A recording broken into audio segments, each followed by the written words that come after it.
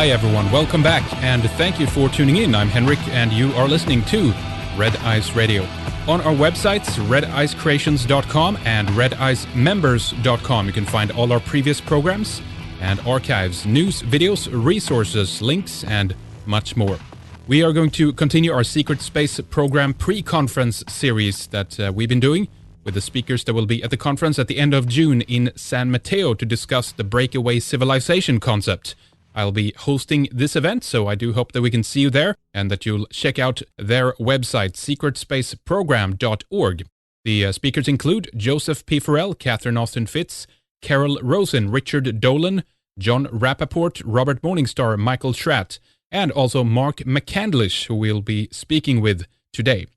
Mark is an internationally recognized artist who has specialized in aviation and conceptual art within the defense and aerospace industries for the better part of the last 30 years. Mark's father was a 25-year veteran of the United States Air Force, and as a consequence, Mark has had a lifelong love for aircraft and aviation history. His first UFO sighting occurred at Westover Air Force Base in Massachusetts. He later discovered that this craft had been hovering above a flight of nuclear-armed Boeing B-52s sitting on the alert ramp of the flight line on base. He observed the craft for about 10 minutes before it accelerated out of sight at an extreme velocity. Mr. McCandlish has spent most of his life trying to discover the science that would make the incredible performance that this craft exhibited possible. Mark will discuss the plausibility how interstellar flight is possible without violating the currently accepted laws of physics.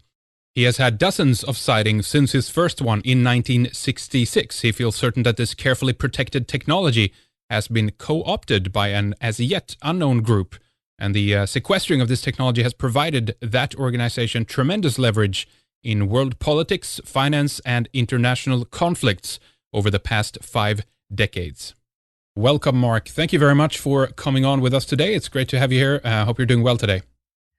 Thank you. It's indeed a pleasure to be able to speak with you. I consider it a great privilege to be invited to speak at the Secret Space Program Breakaway Civilizations Conference, and I'm looking forward to that. Indeed. I've very much feel grateful for being invited as the host as well. It's going to be a very interesting time there, I believe, and we'll talk a little bit more about the conference later, of course, but you have some fascinating material that you've been speaking about, and when it comes to specifically the development of black budget, off-black budget programs intended to develop advanced military aerospace vehicles and everything else. You've spoken with the eyewitnesses, some extraordinary testimony there. And of course, you were one of the voices in the Disclosure Project as well. So before we get into some of that, maybe you can just tell our audience, Mark, a little bit more about your background. You've worked for defense contractors, I believe. You've also been at the McCord Air Force Base in Tacoma, Washington. You've done repairs and various things there. Tell us about your background a bit. Well, my dad was a 25-year veteran of the U.S. Air Force, and we traveled quite a bit when he was moved from one air base to another. In around 1966, I had taken up an interest in astronomy, and I had one of those Gilbert Science Company 80-power reflector telescopes that I used quite a bit. So I was out under the stars watching the sky quite a bit.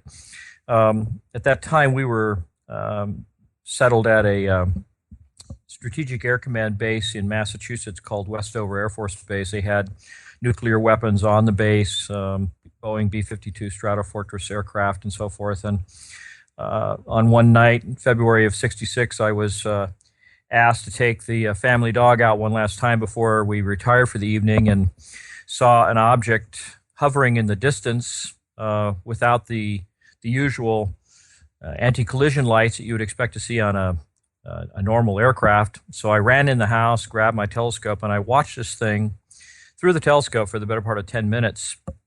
And it was pretty obvious that it was not a conventional aircraft. It looked more like a large ball of plasma with colors sort of swirling across the surface. Something like the rainbow of colors that you see in a mud puddle when there's a droplet of oil that's sort of spread across the surface of the water and the bubbles and so forth. The colors were swirling around.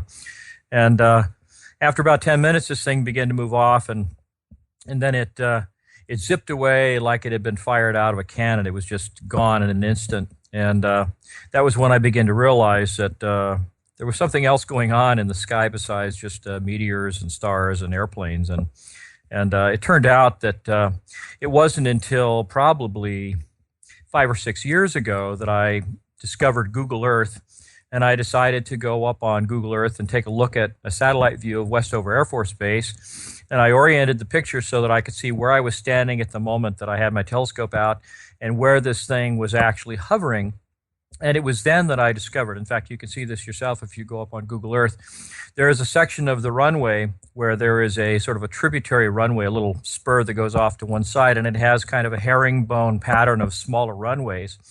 And this particular area was where they kept the nuclear-armed flight of B-52s that were there in readiness if we ever got into a shooting conflict with Red China or the Soviet Union.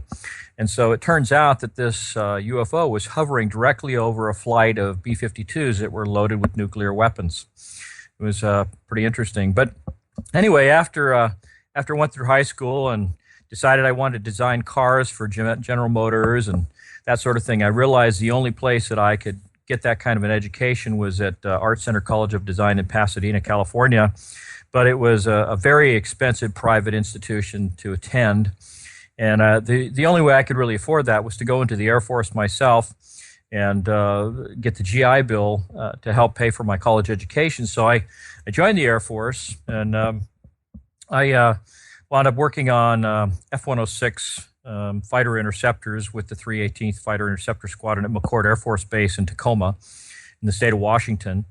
And went through an electronics school. We had a section of the base where they had nuclear weapons because this particular interceptor was designed with an internal weapons bay to minimize the parasitic drag on the aircraft when it was going out to face off with the Russians when they came up along the coast of the United States back during the Cold War.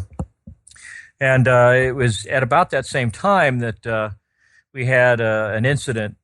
We had a code name for it. They were called covered wagon exercises. It's basically an instance where an unknown aircraft type is approaching the coast of the United States. It's unidentified and that is considered to be a threat. So they scramble 4 of our alert aircraft, which have 2 radar-guided missiles, 2 infrared-guided missiles, and 1 nuclear weapon, just in case it's something big.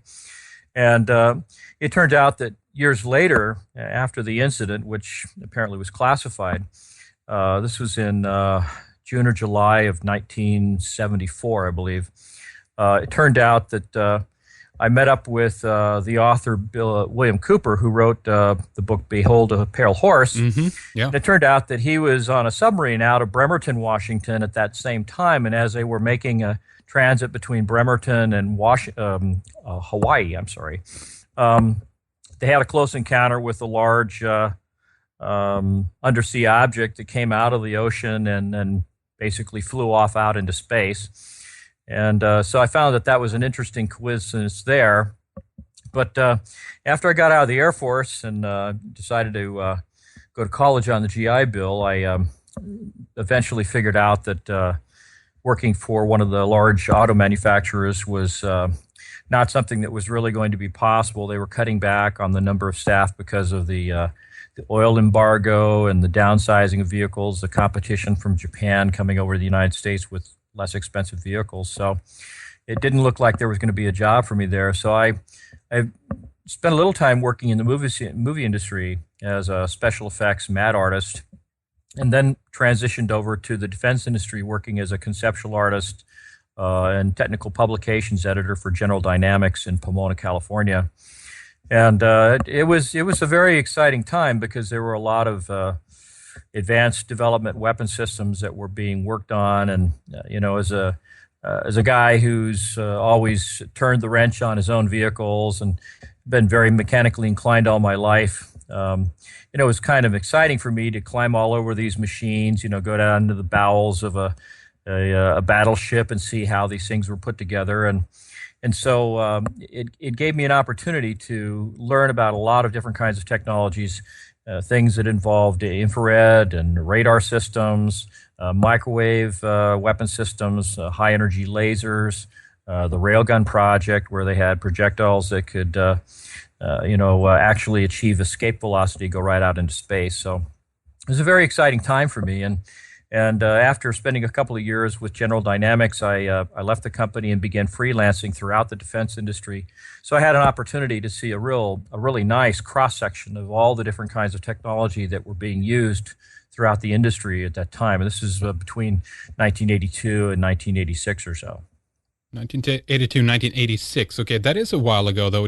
How would you describe, with your perspective today, what they did back then, some of the programs they worked on, I guess the success rate? We're all trying to figure out what actually exists in terms of the arsenals, not only weaponry, of course, exotic weaponry, but also primarily aerospace vehicles, and how advanced and how much they actually have gotten out of all the billions that they've poured into these programs, Mark. Well, it's true that if you take a historical retrospective on the weapons development programs, and you have to understand that a lot of these, the more classified, the more advanced technologies are highly compartmentalized, which means that unless you're actually involved in the program and contributing to it, if you do not have a need to know, you're not going to really hear about it. And so it's a very rare event when some of these things pop up in a location where an average citizen has a chance to glimpse some of these things. And very often you find people claiming that they've seen a flying saucer or a UFO when it's merely one of our advanced weapon systems that happen to stray outside the boundaries of a test area that's close to the public. So these kinds of incidents do happen. You do have people that will occasionally describe events where, because of an unusual string of events, they actually encounter or have an opportunity to see these things, and usually they're taken aside very quickly, almost like an arrest type of situation, and they are debriefed about what they've seen, and usually required to sign some kind of a security oath or non-disclosure agreement that in many cases will actually increase the level of security that they are now expected to observe from that point on. But very often, 20, 30 years later, these people are a little bit more relaxed about describing the things that they saw. And so that was the kind of situation in which I found myself, where I would strike up a conversation or establish a friendly relationship with clients, and over time would be able to engage these individuals in conversations where they would talk about things that they had seen personally in hangars in various locations around the country, around the world, depending on where the site for testing was taking place. And so this was how a lot of this kind of information came into my possession. I think probably the strangest introduction to a clear, how to say it exactly, the way that I became aware of this, the fact that there was sort of a much higher level of technology that was sort of operating in the background of every situation, was when I was asked by Lockheed to create an illustration to help them promote a proposed aircraft type that they were interested in developing, and it was described as a second generation of aircraft that was in an existing family of vehicles that had already been developed, had already been in deployment, but that it had greater capability in terms of its speed and altitude. They couldn't tell me what it looked like. They couldn't tell me what it was called, but they asked me to do an illustration of an aircraft that looked really fast. I mean, this was how they wanted. They wanted a flashy piece of artwork to show to a Senate Appropriations Committee, so they could get millions of dollars to develop this thing. And of course, anytime you say it flies higher and faster than the other guy, the people who have the purse strings get very excited. So I went and had a meeting with this fellow in Calabasas, California, and I went home with a lot of excitement about what I was going to be able to do, and so I decided that this was an aircraft that was going to be flying, right out at the very edge of space where there was still some air that could be used for the combustion process of the engines. I had been reading a lot of the trade journals at that time, like Jane's Defense Weekly, Navy Proceedings, Aviation Week, and Space Technology magazines. I subscribed to many of those. And so I was aware of something that was under development called the supersonic combustion ramjet, or scramjet. And the biggest problem that they had back then was the material science that would enable these kinds of technologies to be used, because you're talking about extremely high temperatures high enough to melt steel, just from the friction of flying through the air so fast. And so a lot of what had to be developed were types of metallic ceramic composites that would enable the leading edges of many of these appendages, the engine openings, the leading edge of the aircraft, to be able to withstand the kind of heat friction from the air passing over the vehicle so quickly. So I had an awareness of what it would take to create an aircraft like this, what it would have to look like. And they didn't tell me anything about the propulsion system, but I had known from reading the trade journals that a lot of these systems were designed so that they had multiple propulsion systems. That is to say, they had say, a conventional high bypass turbojet engine that would allow the vehicle to take off and land. Mm-hmm. And they had a series of articulated sort of valves, I guess you might say, or ducts that would open and close so that it would expose the turbine blades for one part of this system so that it could take off and land, and then the air would be sort of redirected into the high bypass or the scramjet part of the engine so that it could operate in a higher altitude, higher velocity regime. So this is what I incorporated into the aircraft. And I looked at the history of aviation, and I saw that the two fastest known aircraft that had ever been built by the United States was the XB-70 Valkyrie, which was created by North American Aircraft back in the early 1960s. And eventually was canceled because the Soviets had developed the MiG-25 Foxbat, which was a high-altitude, high-speed interceptor.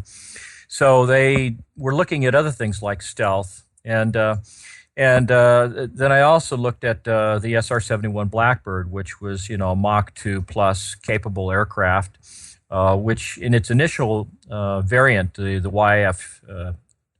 YF-12A, I believe it was, had an internal weapons bay just like the F-106 that I had worked on in the 1970s, because it reduced all the parasitic drag of having, bombs or weapons slung under the wings.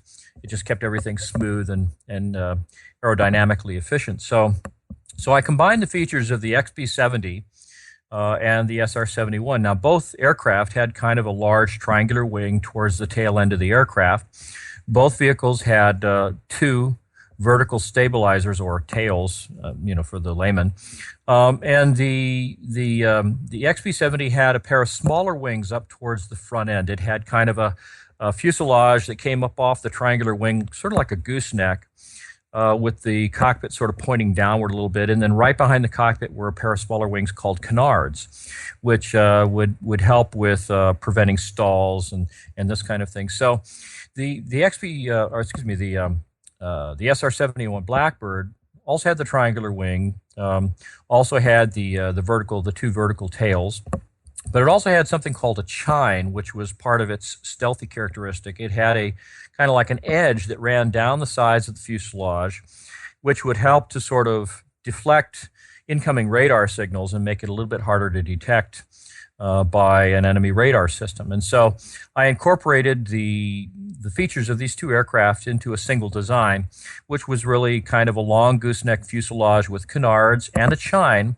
And I also incorporated the canards right into the edge of the chine in such a way that, sort of like the F-111, General Dynamics F-111, that had the variable sweep wings, I set this up so that the canards could actually be retracted into the chine and extended outward. And then I put a couple of scramjet engines, which are kind of like a box, really a long, slender box, under the center line of the aircraft, just about where the root of the main wing attached to the fuselage. And then, just to be a little bit different, a little bit more flashy, I put the vertical stabilizers canted at an angle out at the wingtips. And so after creating this, I took this drawing into Lockheed, and I was very proud of the drawing. And the two scientists that they brought in, and they literally had white lab coats on with the pocket protectors, the slide rule, the pens and everything, and the glasses, the receding hairline. I mean, it was like something out of a movie, because it was so cliche. But anyway, so they were sitting across the table from me, and I opened up my sketch pad and I turned it around, slid it across the table to these two gentlemen, and almost immediately there was this very clear, distressed look, is the best way I could put it, on their faces.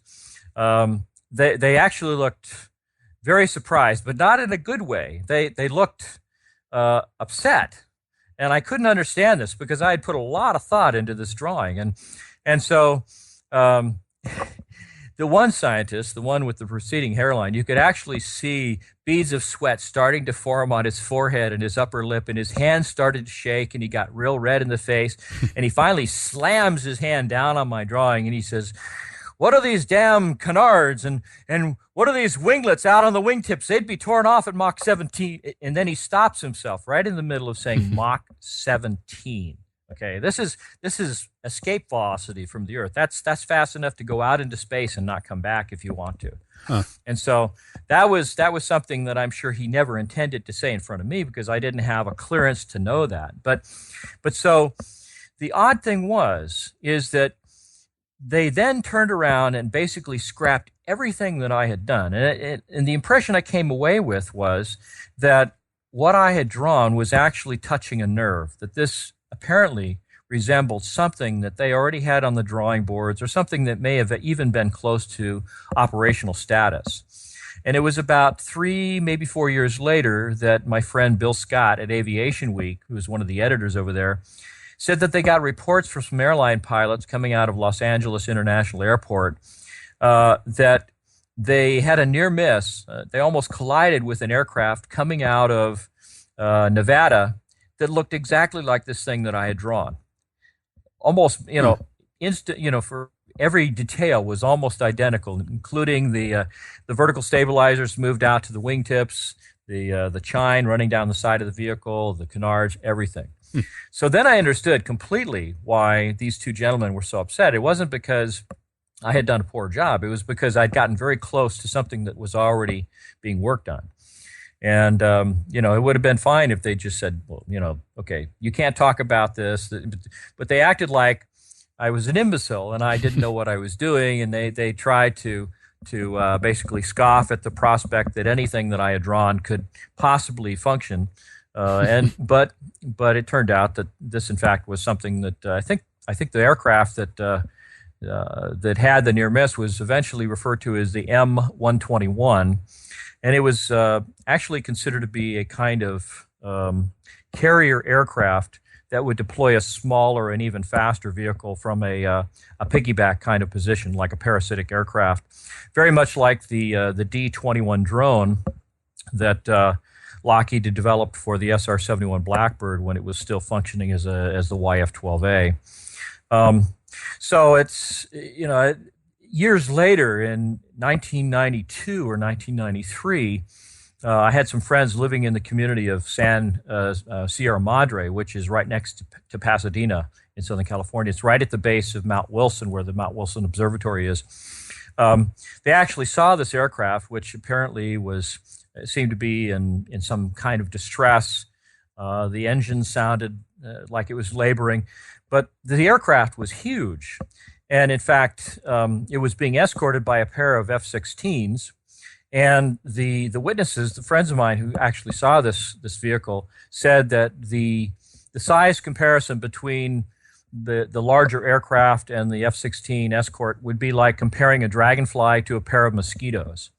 So but on top of everything else, this larger aircraft had another vehicle sitting on its back, right near the tail end of the fuselage above the main wing, which would also explain the need for moving the vertical stabilizers out to the wingtips to accommodate the positioning of this parasitic aircraft on the backbone of this vehicle. So with all these things coming together, I begin to realize that there must in fact be some other kind of a program. This is where I began to realize that some of these systems were not only exo-atmospheric capability, in other words, capable of going out into space, air breathing all the same, but still having a capability of going out in space, but that some of these vehicles were employing technologies that were not fuel-burning vehicles, shall we say. They were not burning a kerosene-like jet fuel, but they were actually using some kind of field propulsion. Right. So, I made an awful lot of contacts throughout the industry. I've known a lot of scientists who are renowned across the world for different kinds of special research that they've done. Hal Puthoff, for one, who's specialized in the research having to do with quantum zero-point fluctuations of the vacuum, or so-called zero-point energy.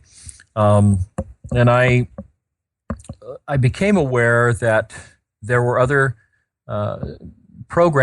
development programs that had been going on for quite a long time that included technologies that most people would hear about the capabilities that these vehicles had and simply could not believe it.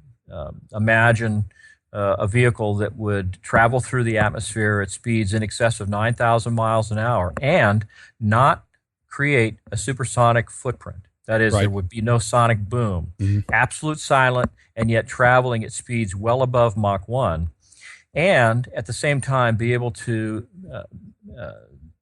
maneuver in such a way that it could be traveling at that speed and make a right angle turn without even slowing down. Now, I'd heard about this in some of the UFO accounts that people had shared with me, and I'd read about it in some of the books about UFOs and unidentified flying objects and so forth. And I always thought that, well, that's just physically impossible. There's no way that a pilot could make a right angle turn at those kinds of speeds and not be killed by the G-forces. And so I began looking at what the various possibilities might be within the physics science itself that would help to explain how you could accomplish something like this and not kill the pilot. And that was when, it was about around 1980 or so. I had just finished working with a special effects company in Hollywood, Introvision. They had done some special effects work for a couple of movies, Outland with Sean Connery and Saturn V with Farrah Fawcett and Mr. Douglas. I'm trying to remember his first name. Kirk Douglas. Kirk, yeah. And several other movies. And but the fellow who had created the Introvision camera system was a big follower of Tom Bearden's work. Tom Bearden was probably best known for discussing some of the research that was being done in the Soviet Union with what he called psychotronics, weapons that were applied that could use zero-point energy and so-called scalar waves to manipulate space and time, to transmit bursts of energy through hyperspace and have them sort of materialize at a distant location.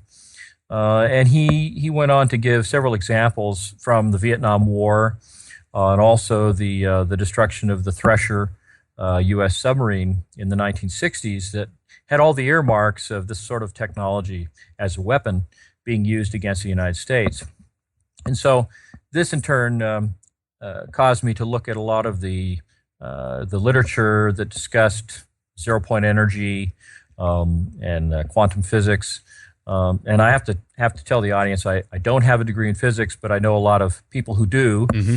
And so even though I could not do one of these equations to save my life, what I have done is I spent a lot of time reading their peer-reviewed papers that are published in a number of the journals like Physics Review and so forth. And I essentially read the paragraph between the equations that explains what the equation is describing in terms of physical events. at the subatomic level or whatever it might be. And that is how I gained an understanding of how these things work. And so it turns out that back when I was taking physics in high school, one of the things that I could never understand was when you talk about the laws of thermodynamics, you talk about the law of entropy, how everything, no matter what it is, eventually slows down because of frictional losses and this kind of thing. Right. Whether it's, you throw a baseball or you kick a soccer ball, eventually it bounces and rolls and slows to a stop, and that's it. But I could never understand why the structure of the atom did not do the same thing. That the planets moving around the sun never slow down. The orbits don't disintegrate, and planets don't start, just wandering around the universe and bumping into each other. That everything keeps going as though there was this kind of magical free energy that just kept resupplying everything with the energy that it needed to keep going. And in fact, that is what zero-point energy turned out to be. It's a sort of an electrical charge, or flux, as it is sometimes called, electrical charge that's embedded in the fabric of space-time. And this is the energy that is absorbed by all the small components of the atom, the neutrons, the protons that are in the nucleus, the electrons that are spinning around the nucleus of the atom in the electron shell. This is what keeps them in motion all the time. And so when Einstein, many years ago, when he was talking about relativity and special relativity, talking about the fact that you could never go faster than the speed of light because as you accelerate through space-time, the mass of your vehicle increases to the point where it becomes almost infinite as you get closer and closer to the speed of light. And the reason for that is that just like droplets of rain suspended in the air, these little packets of quantum zero-point energy are distributed through the fabric of space-time. And as you move through space-time faster, the absorption rate increases. And so what happens is down at the atomic level, the electrons, protons, and neutrons in every atom of your vehicle and your body and the cargo and the ship, everything that's a part of that vehicle that's accelerating through space-time, it's absorbing more and more of the zero-point energy. So if you think of it like a gyroscope, the electrons start spinning faster and faster and faster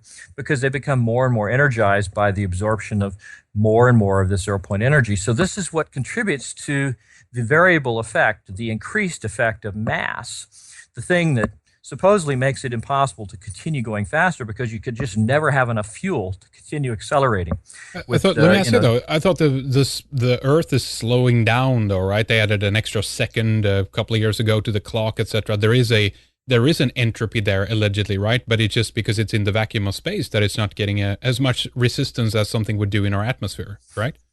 Well, I think that what you may be referring to is something called frame dragging, where there's actually an interaction between space-time and the planet itself.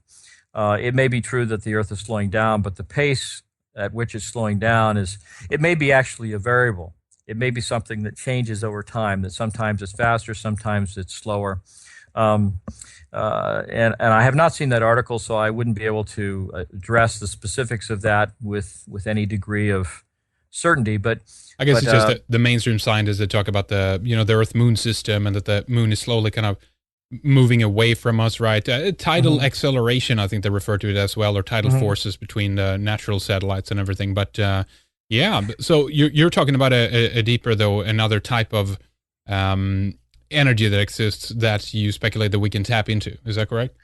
Yes. And so what I'm suggesting is that if you found a way to tap into this energy that's embedded in space-time, number one, it eliminates the need for a large quantity of fuel in order to continue accelerating. And in fact, the faster you go, the more zero-point energy is going to be available for you to tap into as an energy source. Now, the side effect of all this is that when you tap into zero-point energy, it's no longer present, it's no longer available in the same quantity to continue increasing the mass of your vehicle. So as I'm imagining this, the faster you go, the more energy you have available, and the more of it that you pull out of space-time, the less of it there is to increase the mass of your vehicle. So it may actually be that in this particular relationship, with this particular kind of technology, that relationship actually reverses itself, so it becomes inversely proportional. That is to say, the faster you go, the less your mass becomes, because you're actually absorbing more and more of the very energy that would be converting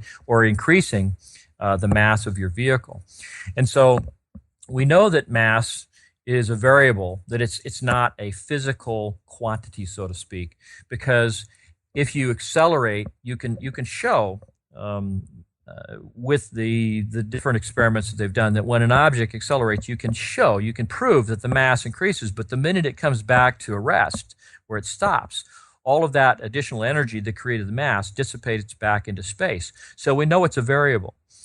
So as long as we know it's a variable, we know that it can be modified. And in fact, if you go through even just a cursory search on the internet, you can find that the United States military, the Air Force in particular, has done an awful lot of experimentation and research into what are called mass modification experiments, ways of making something or affecting an object, whether it's an aircraft or some kind of a missile, rendering it or affecting it in such a way that its mass is somehow reduced. And if you can reduce the mass of a vehicle that has to maneuver through the air, that means that it doesn't take as much energy to make it change direction. So the further you get into the advanced parts of this science, you begin to see that the idea of making a right-angle turn at 9,000 miles an hour actually starts to look as though it might be feasible. Now, that left the question for me of, and I've actually seen, these kinds of events, an object traveling at well over 9,000 miles per hour through the air, making right-angle turns, and not producing a supersonic shock wave. So sorry to interrupt. Let me ask you, how small do you think they would have to be able to pull that off? The object itself, the vehicle? Yeah. Well, I can tell you that I've personally seen aircraft or vehicles the size of an aircraft carrier doing this kind of stuff. Well, exactly. So that's kind of bizarre in a way then, right? If it's about decreasing the mass of it. Well, it seems obvious to me that to achieve that kind of capability, you would have to have a system that is capable of gathering the quantum zero-point energy from a much larger region around the vehicle than just within the space that the vehicle occupies itself. And that's kind of leading up to what I was going to say about not producing a supersonic shock wave, because if you're gathering zero-point energy from the environment and it extends out to, say, a certain event horizon around your vehicle, that means that even the air that's around the vehicle becomes what I call mass canceled or mass nullified in such a way that its interaction with this zero-point energy in the environment is dramatically reduced. So imagine this, that as you're traveling through the air, as this event horizon, the sort of the gathering mechanism, if you will, for the zero-point energy that's absorbed by the propulsion system, this event horizon is reaching out ahead of the vehicle, and it's basically canceling the effect of mass as it affects the air that's around and ahead of the vehicle. So as the vehicle physically begins to penetrate the air, the molecules there have no mass, and so they are displaced with no frictional losses whatsoever. And because there is no frictional losses, the actual displacement of the air does not create any energy transfer, which is part and parcel of what creating sonic boom is about. It's really just a bow shock wave, just like when you see a ship traveling through the water when the water is nice and smooth. You'll see these waves, these ripples coming off the bow of the ship.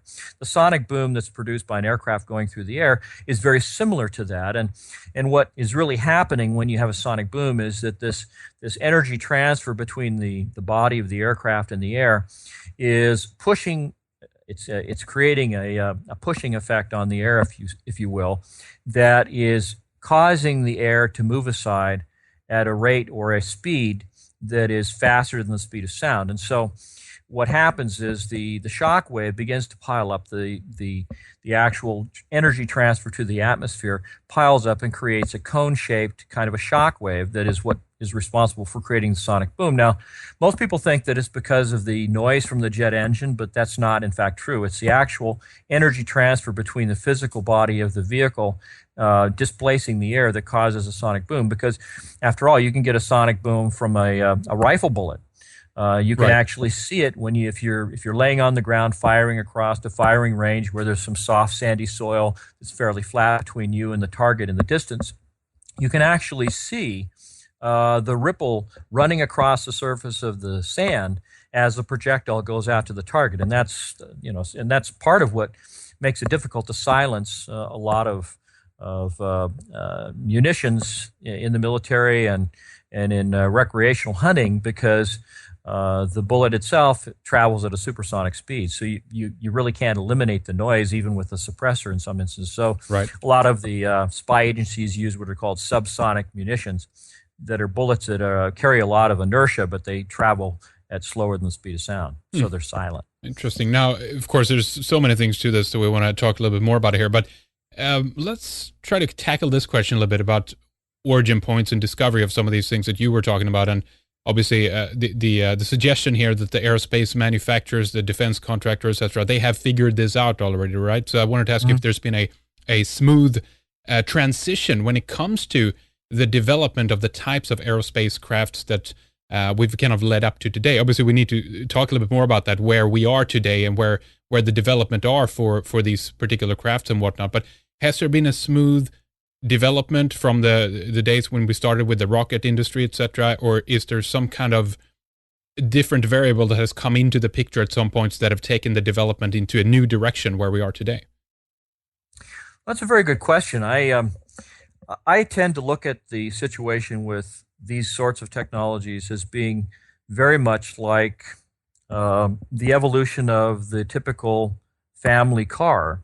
If you go back to the early 1900s with the Model T and some of the early Mercedes-Benz vehicles, you can see that they had spoked wheels, they had narrow tires, fenders and running boards, and windshields that folded down and were not very aerodynamic, had engines that were big hunks of iron that were not very efficient, and but there's been so much technology, so much investigation that's been done in the last 100 years in the development of the automobile, for example, that you can see a clear progression over time in terms of the sophistication and the amount of thought that's gone into the design of these things. Everything from carburetors in the early years to direct injected fuel. These days, high compression engines with asymmetrical pistons that are coated with ceramics to reflect the heat. There is a wide variety of technologies that have been brought to bear in the automotive industry, and the same would apply to advanced technology vehicles like the so-called UFOs. And if you go back through the history of ufology and you look at a variety of the types of vehicles, and I've recently seen photographs that go all the way back to the 1870s near Mount Washington in New Hampshire. Some of the early UFO sightings look very archaic. They look very different than what we see today. Exactly. The vehicles that we're seeing today, many of them, and this is odd. There seem to be two families or two schools of thought when it comes to the design of these vehicles. One group is highly reflective, almost like polished chrome, almost like a mirror floating in the sky. And so under certain circumstances, they're almost impossible to see, especially if they're in the distance. I've seen a number of these vehicles, and with the naked eye, they're almost invisible. But if you look at them with a binocular, you can actually see some evidence of the ground reflected on certain parts of the ventral or the underside surfaces of these vehicles and things. The other school of thought seems to be sort of what you'd expect from people in the aerospace industry painting their vehicles with a flat black kind of a radar-absorbing paint. And so there's a family of discs that look something like a lens in shape with a slight bulge on the top, not so much like a canopy so much as just a slight raised area in the center of the vehicle. Many of these, this black vehicle, black UFO types, many of them have what resemble the kind of sort of light green anti-collision lights like you see on a lot of military aircraft on the sides and on the vertical stabilizers that are illuminated at night. They're not highly visible, but if you know where to look for them, you can see them. And so this seems to be kind of a giveaway, as far as I'm concerned, as to the possible military origin for these particular types of UFOs. And so when I look at some of the systems that I know were developed and designed back in the 1960s, such as the so-called Alien Reproduction Vehicle or Fluxliner, which was a Lockheed product. Mm-hmm. You can see that it's very clunky in appearance. It has a flat ventral surface. It looks a little bit like a slice taken out of the base of a cone, with the sides sloping at about 35 degrees. It has a sort of a dome in the middle, which is actually the upper half of a sphere-shaped crew compartment. And a surprisingly large amount of the structure of these vehicles is made out of composite materials like carbon fiber with a kind of a plastic resin binding agent. So they seem to be transparent as far as radar is concerned. They're very difficult to pick up on radar. The other surprising aspect of the technology is that the actual ability to achieve the performance that these things can do looks like it's very simple to create. I mean, I know this is going to sound outrageous when I say this, but the electrical system that makes this kind of a vehicle work looks like something so basic, so simple, albeit, the physics involved is very complicated. But the actual mechanical structure of the vehicle appears so simple that you would imagine that a high school kid with, an appropriate level of funding could probably build a small working model of one of these things. So let me see if I can't describe for you in very simple detail what the components of this kind of propulsion system look like, what they are. Yeah. Back in the 1930s, there was Alfred Beefield and Thomas Townsend Brown came up with an observation from some of their experiments using plate capacitors, something that they called the Beefield-Brown effect. Now, a capacitor is really nothing more than two conductive plates that are separated by an insulating material. It can be plastic, it can be air, it can even be a kind of quartz or a rubber. Even water, for that matter, can be used as a kind of a dielectric or an insulator between two conductive plates. And you hook these plates up to an electrical circuit. One of the plates will be positively charged, and one of the plates will be negatively charged. And the natural tendency is for the plates to be attracted to one another because of the opposing polarity. Opposites attract, likes repel. But in this case, because they cannot make contact with one another, the electrons that are in the circuit tend to accumulate on the surfaces that are closest to the plates at the nearest proximity, and so it builds up a charge.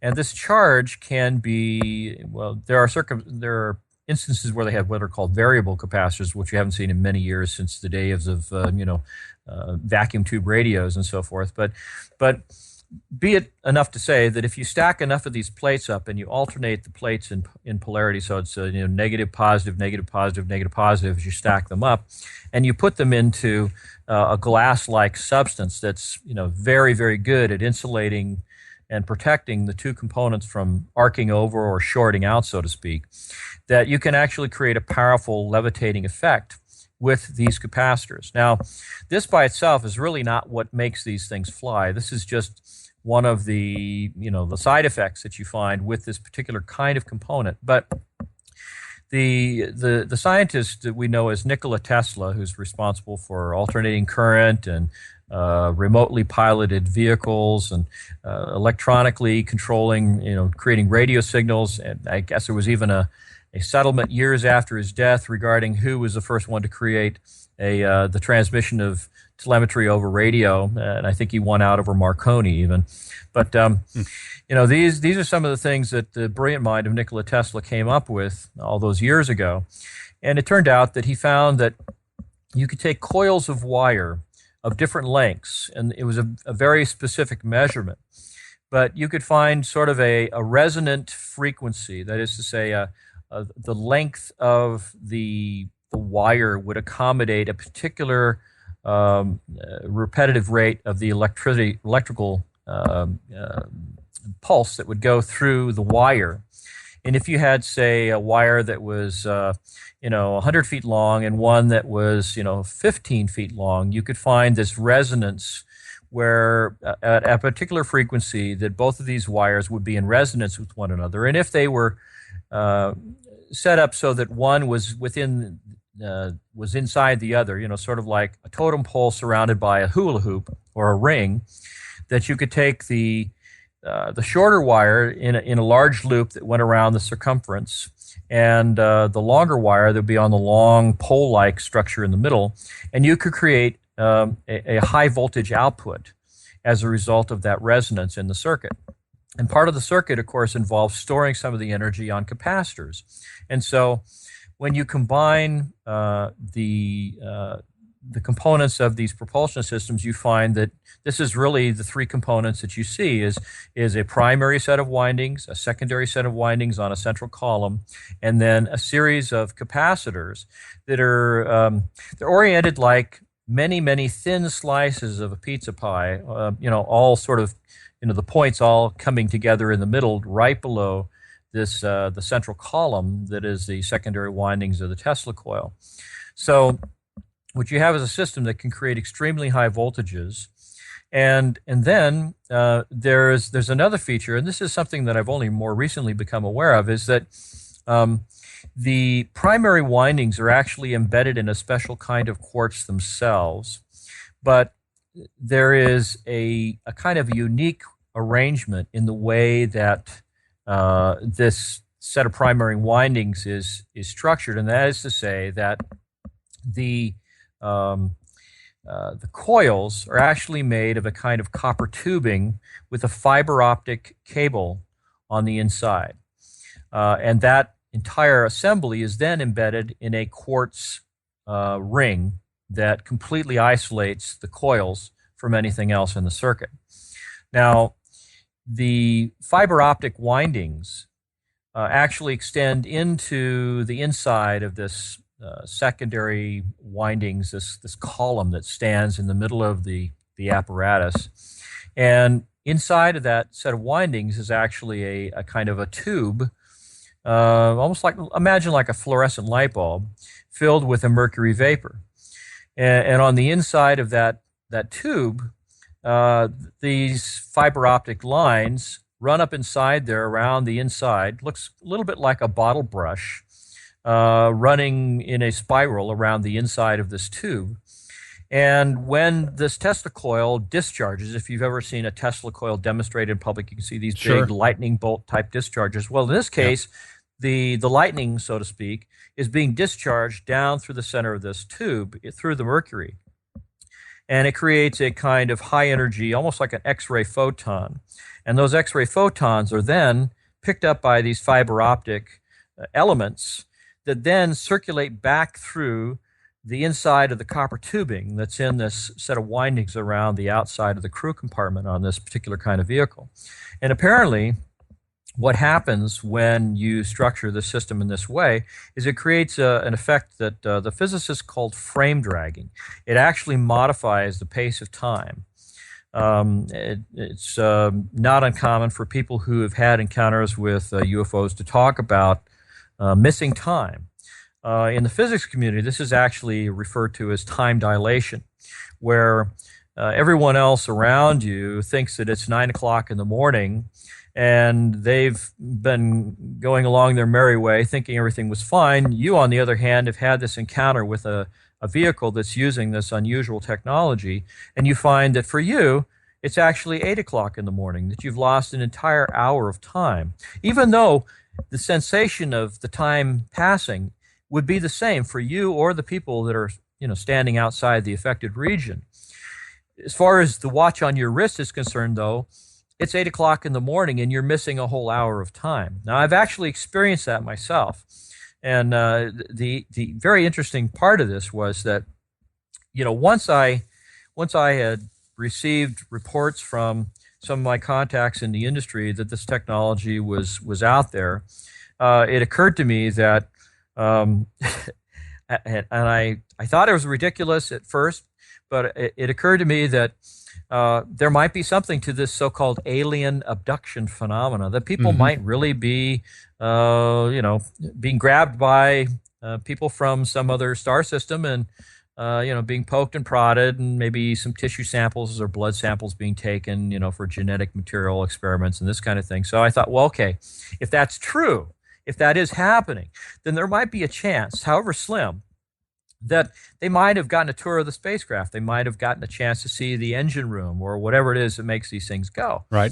And so I had an opportunity to overhear a radio program where a number of these young ladies were being interviewed who claimed that they had, in fact, been abducted by aliens and taken up in flying saucers and experimented on. And so I contacted the host of the program, and I said, I work as a conceptual artist in the defense industry, and I would really like to be able to sit down with these young ladies and talk to them about their experiences and see if, there's anything that they can shed, if they can shed any light on what the technology might be that makes these different craft operate, and right, gives them the capabilities that we've seen, and so what was really striking, stunning actually for me, was to find that without showing or telling these young ladies anything about what I already knew regarding the technology, they were describing components and systems that looked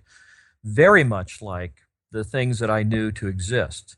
And that to me was a very, it was an odd feeling to see confirmation from such a strange and anomalous source as someone claiming that they'd been abducted by aliens, to describe a central column with a mercury-like substance circulating through it, with spinning components very much like some of the things that were in this propulsion system in the alien reproduction vehicle. And so it lent an added layer of credibility to these stories. And, after a while, when I began to interview some of these young ladies, I could tell the ones that were, just attention seekers and love to have somebody sit down and do some sketches about their alleged encounter.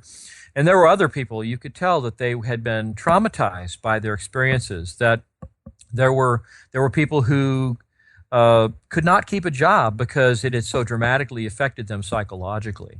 And, some of these people were very intelligent, very articulate, were able, even though they didn't understand what they were looking at, they were able to describe the components that they did see and, the materials that they appeared to be made out of. And the correlation between what they were reporting and what I knew to already be true was remarkable. Wow, interesting. Truly remarkable. Well, I definitely want to ask you more about this, and obviously the interface then between the development here in some of the things you described before of this type of technology and what it can produce, and of course why and how it shows up, looking very much the same in an alleged, at least, alien craft, right? So let's get into that in the second segment. There's a couple of things I want to give out here, though, before we take a short break here. And obviously, Mark will be speaking at the Secret Space Program, the conference in San Mateo, June 28th and 29th in California, of course, and talk more about zero-point energy and the power source, basically behind what powers the Secret Space Program. So much more of that there. I want to mention some of the other speakers as well. We have Catherine Austin-Fitts, Carol Rosen, Joseph P. Farrell, Richard Dolan, Michael Schratt, Robert Morningstar, and also John Rappaport, and I'm going to be hosting the conference as well. So please, if you want to find out more, information, schedule, tickets, and everything else, secretspaceprogram.org. That's the website for more on that. And I wanted to ask you as well, Mark, for your website, if there's any other pages you'd like to give out. I don't know if you have any books or otherwise something else out there that people can dig into for more of the kind of thing that you're talking about. Well, at the present, I'm busy working on a book. Part of what I felt would make the reading a little more interesting was adding some of my illustration work to help to flesh out the story. And of course, that takes a little more time than just sitting at a typewriter or a computer. But I have someone who's expressed an interest in publishing it, and I'm very excited about that. My website is markmccandlish.com and www.markmccandlish.com. I'm also on Facebook, Mark McCandlish on Facebook, and I've done a number of drawings recently that describe some of the events which helped make me aware of the technology and the circumstances under which these things were revealed, and so a lot of that will be presented at the Secret Space Program conference. And so I'm looking forward to being able to share a lot of that with the audience, and I think I'll probably pose a few questions to the audience, help to sort of stimulate their imaginations, help them to understand why there could be a secret space program, why there might be breakaway civilizations that are living among us right under our noses, so to speak, what the purpose behind that might be. And it's not all bad as far as I can tell. I mean, there may be some very good reasons for this. Right. Environmentally, one of the sort of universal themes that I've seen throughout these kinds of events and encounters is what seems to be a very overt expression on the part of the entities, whoever they are, regarding the care and treatment of our planet and the other creatures that we share it with, which is something that I've become a big advocate for myself. I spent 30 years working in the defense industry, and there are times when, I have to deal with the sense of guilt that I have knowing that I contributed to the design and development of weapon systems that were probably responsible for killing a lot of people, and that's not a good feeling. And so one of the ways that I try to pay back is to help people understand the truly bright future that we might all be able to experience in the future by the development of some of these technologies for peaceful means, for the creation of energy technologies that are not polluting in the way that the technologies that we've been using for the last couple hundred years are, and do not leave a radioactive footprint like the unfortunate scenario we have at Fukushima in Japan right now. Right. Yeah. So, I think it's a very important thing. It's not just about little green men and flying saucers. There's many deeper and more profound layers to this entire discussion that I would like to engage the audience in, and I think it's a discussion that's well worth having. Well, indeed, exactly. You bring out some interesting points there. See if we can get into some of that more in the second as well. We're going to have all the links from redicecreations.com and, of course, markmccandlish.com. That's the website, and we'll link up the Facebook page for that as well. We'll carry on here in a little bit. Stay with us, Mark. We'll be right back.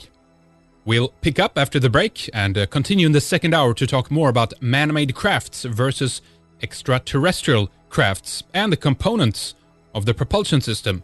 What do we have at this point? What actually works, etc.? And we ask if we developed it ourselves or if we indeed got help along the way. We discuss what we could and would do if we had the capacity to go to the stars and beyond, how things actually would change when it comes to resources and expansion overall. We also talk about the group that potentially has developed this technology or sequestered it and how they are using it and what their ultimate mission is. We later discuss the current geopolitical situation, the rise of a new space industry, the climate, last time the US went to the moon, and what it would take to get people involved and interested in achieving something similar once again. We ask what it would take to get humans out of their comfort zone and basically try harder. We discuss new industries and how things would change if we applied so-called free energy as well. Go to redicemembers.com and sign up if you haven't already, and tune into this continuation or any of our previous programs.